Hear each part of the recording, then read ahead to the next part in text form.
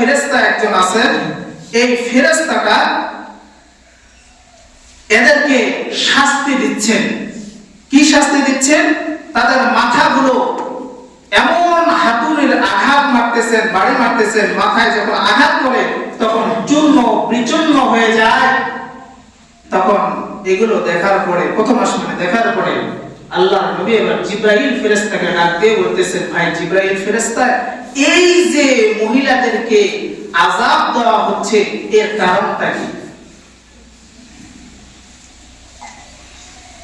এবার জিবরাইল ফেরেশতা ডাক দিয়ে বললেন, পয়গম্বর, হলো রজব মাসের 26 তারিখ, আগামী কালকে হবে 27 তারিখ।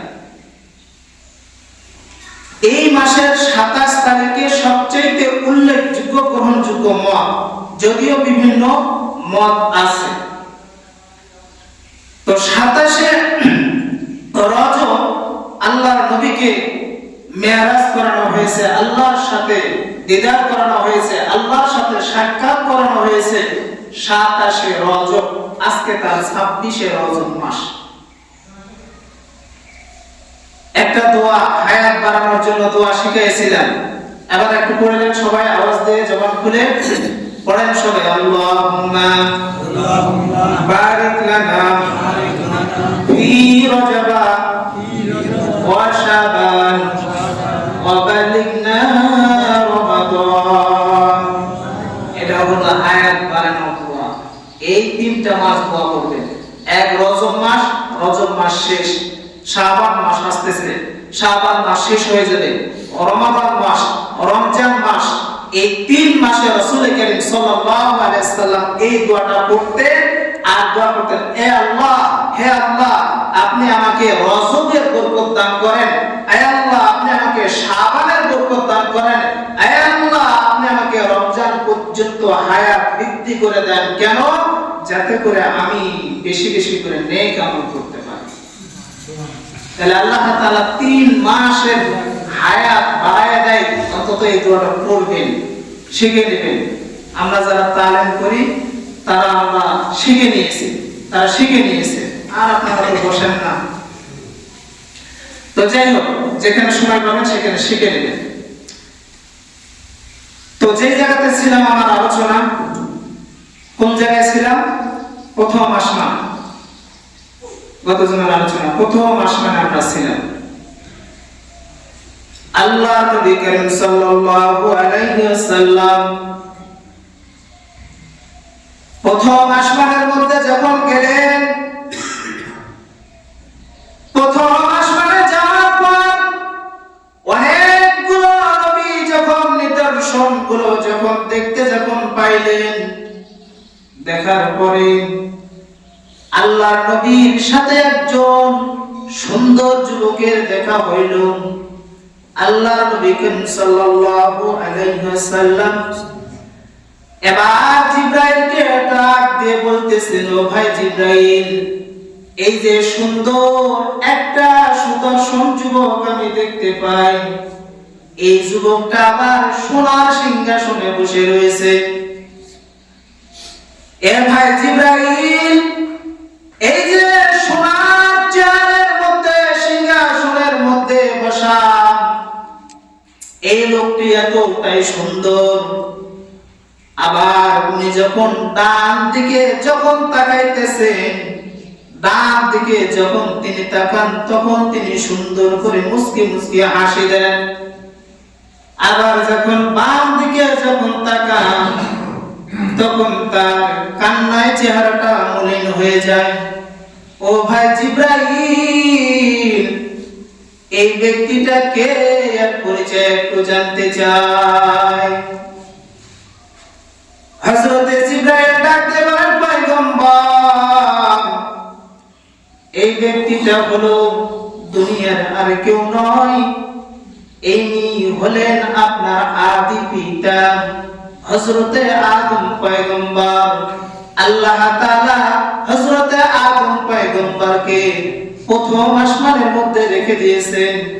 আর এই আদম নবীর সাথে যখন দেখা হইল, জিবরাইল ফেরেশতা বললেন, হুজুর আপনি তাকে সালাম করেন। আল্লাহর নবী পয়গম্বর হযরতে আদম পয়গম্বর সাথে সালাম বিনিময় করলেন। হযরতে আদম পয়গম্বর আল্লাহর নবীর সালামের জবাব তাজিমের সাথে দিলেন। এরপরে জিবরাইলকে ডাক দিয়ে বলেন, ও ভাই জিবরাইল, আদম পয়গম্বর যখন ডান দিকে যখন তাকায় তখন নুরানি চেহারাগুলো দেখে কেন মুস্কি মুস্কি হাসে, এর কারণটা কি? জিবরাইল আবার ডাক দিয়ে বলেন, পয়গম্বর উনি যখন ডান দিকে যখন নুরানি চেহারার দিকে যখন তাকায় তখন তিনি তার কওমের আত্মাগুলো দেখেন, এরা হলো জান্নাতি। এই জন্য জান্নাতি নুরানির চেহারাগুলো দেখে আদম পয়গম্বর মুস্কি মুস্কি হাসি দেন। আর যখন তিনি বাম দিকে যখন তাকান, বাম দিকে তাকানোর সঙ্গে সঙ্গে তার কওমগুলো জাহান্নামে দেখতে পান। আর কালো বর্ণের চেহারাগুলো দেখে আদম পয়গম্বর কান্নায় চেহারাটা মলিন হয়ে যায়। আল্লাহর নবী আদম পয়গম্বরের সাথে কথাবার্তা বললেন কোন আসমান? প্রথম আসমানে হযরত আদম পয়গম্বরকে রাখা হয়েছে। এরপরে আদম পয়গম্বরের সাথে কথাবার্তা যখন বললেন, কথাবার্তা বলার পরে আদম নবী সাথে আবার সামনের দিকে যখন যাবেন, আদম পয়গম্বর আল্লাহর নবীর জন্য বরকতের দোয়া করলেন। বরকতের দোয়া করার পরে আল্লাহর নবীকে নিয়ে জিবরাইল আরো সামনের দিকে চলে গেলেন।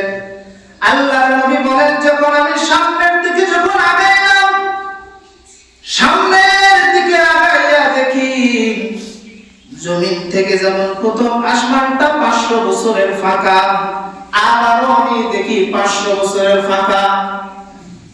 এরপরে 500 বছরের ফাঁকা পথটা যখন আমি পাড়ি দিলাম, আবার সামনে যাইয়া দেখি 500 বছর পানি আর পানি। তাহলে কত দূরত্ব! প্রথম আসমান থেকে 500 বছর, এরপরে 500 বছরের আসমানটা হলো মোটা, এরপরে 500 বছরের ফাঁকা, আবার 500 বছরের পানি, আবার 500 বছর পর দ্বিতীয় আসমান।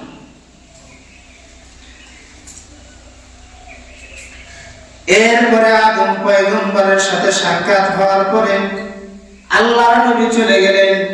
এবার যাওয়ার পরে বলেন, আমি আরো সামনের দিকে আগাইলাম।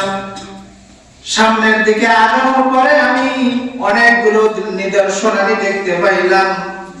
এর মধ্যে নিদর্শনের মধ্যে আমি দেখতে পাইলাম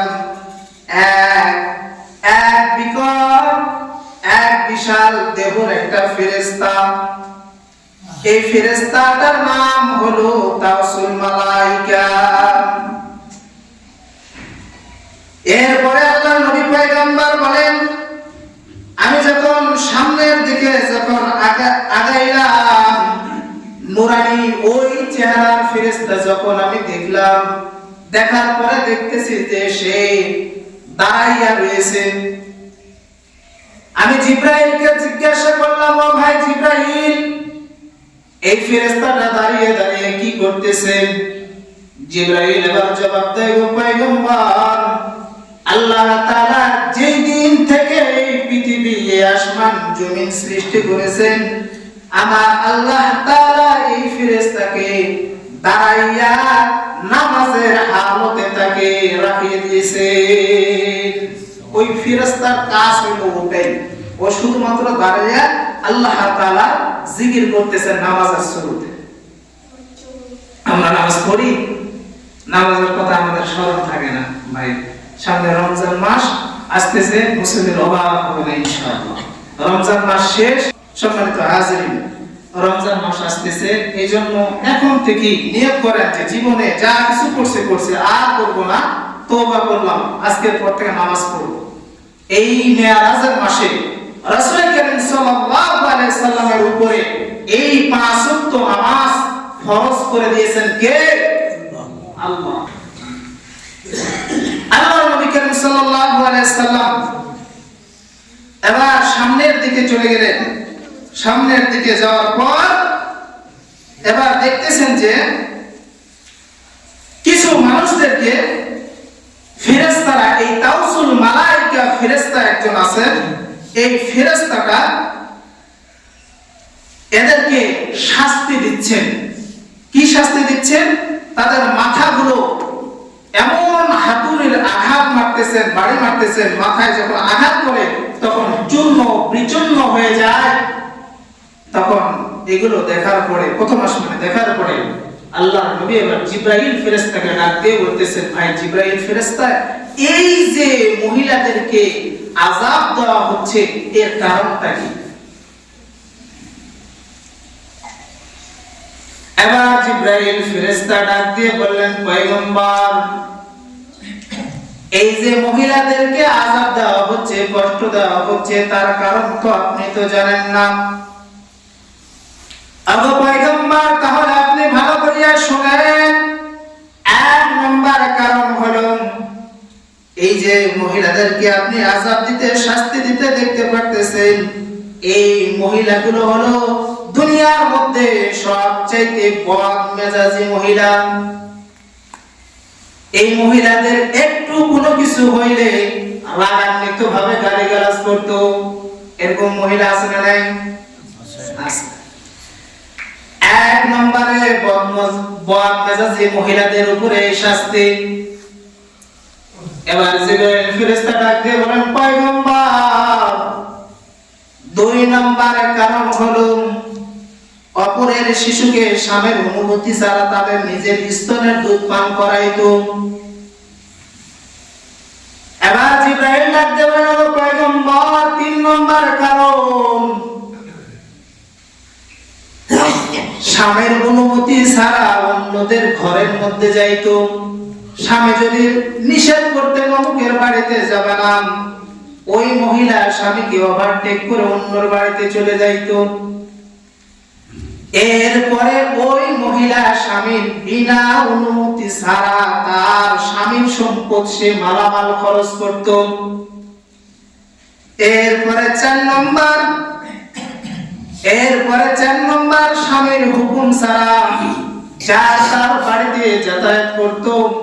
ও আল্লাহর নবী পয়গম্বর, এই চারটা কারণে তাদেরকে এই শাস্তি দেওয়া হচ্ছে। তাহলে বদমেজাজি মহিলার উপরে প্রথম আসমানের শাস্তি হচ্ছে, দুই নম্বর স্বামীর অনুমতি ছাড়া অন্য সন্তানদেরকে দুধ পান করানোর কারণে শাস্তি হচ্ছে, তিন নম্বর স্বামীর অনুমতি ছাড়া নিজের সংসারে মাল খরচ করতে এই জন্য, চার নম্বর স্বামীর হুকুম ছাড়া অন্য পুরুষের বাসায় যাইতো, এই কারণে এই মহিলাদেরকে শাস্তি দেওয়া হচ্ছে। এরপর আল্লাহ নবী করিম সাল্লাল্লাহু আলাইহি সাল্লাম বলেন, আমি আরো সামনের দিকে গেলাম, এরপরে যায় দেখি কিছু পুরুষ দেখতে পাইলাম এবং কিছু নারীদেরকে দেখতে পাইলাম। দেখার পরে তাদের দেখি তারা চিৎকার করে কান্নাকাটি করতেছে। আল্লাহ নবী করিম সাল্লাল্লাহু আলাইহি সাল্লাম বলেন, এরা চিৎকার করে কান্নাকাটি করতেছে আর এদের আগুনে কেন তাপ দেওয়া হচ্ছে। আল্লাহর নবী পয়গম্বর এই কথা যখন জিজ্ঞাসা করছেন, জিবরাইল ফেরেশতা ডাক দিয়ে বলেন, হে পয়গম্বর, এরা চিৎকারটা কেমন দিচ্ছে? এরা চিৎকার দিচ্ছে কুকুরের মতন, যেমন কুকুরের আওয়াজ যেমন হয় ঠিক এরকম করে বিকট ভাবে চিৎকার করতেছে তারা। এবার যখন চিৎকার করতেছে ওই পুরুষ, আল্লাহর নবী করিম সাল্লাল্লাহু আলাইহি সাল্লাম দেখে বললেন, জিবরাইল, কারণটা কি? জিবরাইল ফেরেশতাকে ডাক দিয়ে বললেন, পয়গম্বর, এই পুরুষগুলো চিৎকার করতেছে এই জন্য কারণ এই পুরুষটা নিজের স্ত্রীর খেয়ালের চাইতে শালের খেয়াল রাখতে বেশি। এবং পুরুষ আছে না, নিজের স্ত্রীর খেয়াল রাখার পরে পাশের বাড়ি ভাবের খেয়াল বেশি রাখে, আছে না? এখন নিজের স্ত্রীর কোনো খবর নাই, বা ভাবের হাত ধরে পালাই গেছে। আল্লাহর নবী পয়গম্বর ডাক দিয়ে বললেন, জিবরাইল ভাই, এই যে যুবকের শাস্তি হচ্ছে কেন, কারণটা কি? জিবরাইল এবার ডাক দেবেন, পয়গম্বর, এই যুবক দুনিয়ার মধ্যে তার স্ত্রী থাকার পরও অন্য মহিলার সঙ্গে অপকর্ম করত, জেনায় সে লিপ্ত হইতো। ওগো পয়গম্বর, এই জন্য তাকে জাহান্নামের আগুনের তাপ দেওয়া হচ্ছে। ওগো পয়গম্বর, এই কারণে নিজের স্ত্রীর সে খেয়াল রাখতো না, যার কারণে আমার আল্লাহ তাআলা তাকে এই জায়গায় জাহান্নামের আগুনের তাপ দিচ্ছে। তাহলে যে পুরুষগুলো নিজের স্ত্রীকে বাদ দিয়ে অন্যর সঙ্গে সম্পর্ক গড়ে, আল্লাহ তাআলা তাদেরকে প্রথম আসমানে শাস্তি দিচ্ছেন। অনেকগুলো শাস্তির কথা রয়েছে, যদি আমি বলতে পারতেছি না। এরপরে নবী করিম সাল্লাল্লাহু আলাইহি সাল্লাম প্রথম আসমান ভেদ করে এবার দ্বিতীয় আসমানের দিকে রওনা করলেন। আল্লাহর নবী বলেন, আমি যখন প্রথম আসমান যখন শেষ করলাম, এরপরে আমি দ্বিতীয় আসমানের মধ্যে গেলাম। দ্বিতীয় আসমানে যখন যাইতেছি, আবার 500 বছরের ফাঁকা পথ। এরপরে দ্বিতীয় আসমানে যখন আমি পৌঁছে গেলাম, আবার যাই দেখি নূরের তৈরি তালা, দরজা বন্ধ, দরজায় ঢোকার মতন কোনো অনুমতি নাই। জিবরাইল ফেরেশতা দরজার কাছে যাইয়া ডাকতে বলেন, কে আছো, দরজাটা খুলিয়া দাও। ভিতর থেকে আওয়াজ আসে, কে? আনা জিবরাইল, আমি জিবরাইল। তোমার সাথে কে? বলে মুহাম্মদ। ভিতরে যাওয়ার অনুমতি আছে? বলে হ্যাঁ, অনুমতি আছে। এবার ভিতরের ফেরেশতা ডাকতে বলেন, ভাই জিবরাইল, আমার কাছে তো চাবি নাই। আল্লাহর নবী বিসমিল্লাহ বলবে, তালায় হাত দিবে, তালা খুলে যাবে। আল্লাহর নবী বিসমিল্লাহ বলেছেন আর নূরের তৈরি তালায় হাত দিয়েছেন, আমার আল্লাহ তাআলা তালা খুলে দিয়েছেন। এরপরে নবী দ্বিতীয় আসমানে ঢুকে গেলেন। দ্বিতীয় আসমানে যাওয়ার পরে অনেক কিছু নিদর্শন দেখলেন। দ্বিতীয় আসমানে যখন পয়গম্বর যখন ঢুকলেন, আরেকজন দুইজন নবীর সাথে ওই জায়গায় সাক্ষাৎ। হযরতে ঈসা ও ইয়াহইয়া আলাইহিস সালাতু ওয়াস সালামের সাথে সাক্ষাৎ। এরপরে নবী তাদের সঙ্গে কথাবার্তা বললেন। কথাবার্তা বলার পরে আবার তিনি সামনের দিকে গেলেন। একই নিয়ম, 500 বছরের ফাঁকা পথ। এরপরে 3 নম্বর আসমানের দিকে নবী গেলেন। 3 নম্বর আসমানের মধ্যে একই অবস্থা, দরজায় তালা বন্ধ। দরজা খুলে দেওয়া হলো। দরজা যখন খুলে দেওয়া হলো, আল্লাহর নবী পয়গম্বর ভিতরের মধ্যে প্রবেশ করলেন। ওই জায়গায় গিয়ে ইউসুফ আলাইহিস সালাতু ওয়াস সালামের সঙ্গে সাক্ষাৎ। ইউসুফ নবীর সাথে আল্লাহর নবী কথাবার্তা বললেন। ইউসুফ নবীর চেহারার দিকে নবী যখন তাকাইছেন, নবীর চেহারায় দেখে নবী মুগ্ধ হয়ে গেছেন। এই ইউসুফ নবীর চেহারার কথা আল্লাহর নবী এসে মেরাজ থেকে ঘুরে এসে দুনিয়ার জমিনে সাহাবায়ে কিরামদের কাছে বলছেন। কি বলছেন? যে আমি এমন একজন সুন্দর চেহারা নবী দেখে আসলাম। আল্লাহর নবী নিজে বলতেছেন তাকে অর্ধ জাহানের বোঠান সৌন্দর্যের অধিকারী দেওয়া হয়েছিল। অর্ধ জাহানের অর্ধেক সৌন্দর্য হযরতে ইউসুফ পয়গম্বরকে আল্লাহ তাআলা দান করেছেন। অর্ধ জাহান, গোটা পৃথিবী। আল্লাহর নবীর এই সৌন্দর্য, ইউসুফ নবীর সৌন্দর্য দেখে আল্লাহর নবী দুনিয়ার জমিনে বর্ণনা করছেন। এই জন্য ইউসুফ নবীর যখন জামানা যখন ছিল, মহিলারা যখন ফল কাটতো, তরকারি যখন বাঁচতো, ইউসুফ নবী যখন রাস্তা দিয়ে যখন হেঁটে যাইতেন, তখন মহিলারা তার চেহারার দিকে তাকাইতেন। চেহারার দিকে তাকানোর সঙ্গে সঙ্গে তাদের আঙ্গুল কেটে পড়ে যেত। ফল যখন কাটতেন, তরকারি যখন কাটতেন, পরে যখন হুঁশ আসতো, তখন মহিলারা বলতো, তোমার আঙ্গুল তো কেটে গেছে কেমনে? আমি বুঝতেই পারিনি। মহিলা বলতেছে, আমি বুঝতে পারিনি, ইউসুফ নবীর চেহারার দিকে দেখছে। ইউসুফ নবীর চেহারা এতটা সুন্দর। ইউসুফ নবীর চেহারার দিকে তাকাইলো, তখন মানুষে মুগ্ধ হয়ে যাইত। আল্লাহর নবীর কাছে, আল্লাহর নবীর বিবির কাছে এসে বলতেছেন, এই ঘটনা যখন বলতেছেন, তখন আল্লাহর নবীর বিবি হযরতে খাদিজাতুল কুবরা, হযরতে আয়েশা রাদিয়াল্লাহু তাআলা বলতেছেন, যাও তোমরা ইউসুফ নবীর চেহারা শুনে আঙ্গুল কেটে মিশরের জমিনের মহিলারা ফেলতো, আর আমার নবীর চেহারা যদি দেখতো তাহলে নিজের কলেজা পর্যন্ত কেটে তারা দিয়ে দিত। ইউসুফ নবীর চেহারা দেখে তো মানুষেরা, মিশরের মানুষেরা তো পাগল হয়ে যাইত। আল্লাহর নবীর চেহারা মোবারক দেখলে তাদের ক্ষুধা নিবারণ হয়ে যেত। সম্মানিত হাজিরিন, যেহেতু রজব মাস শেষ মাস, আগামী জুমায় আলোচনাটা শেষ করে দেব।